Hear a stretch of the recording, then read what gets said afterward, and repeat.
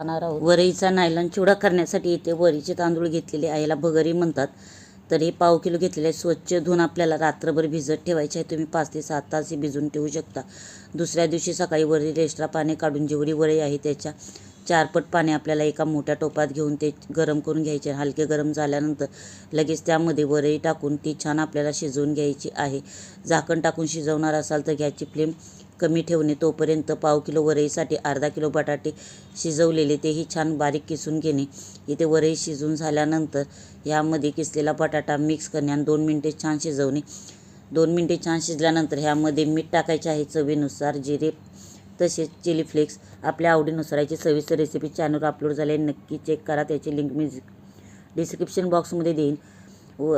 हलके मिश्रण कोमट झाल्यानंतर अशा प्रकारे पायपिंग बॅगमध्ये डॉट टाकून छान ते टाकून आपल्याला 1 दिवसात वाळवून घ्यायचा आहे. आपला हा वरई म्हणजे भगरचा नायलॉन चिवडा तयार.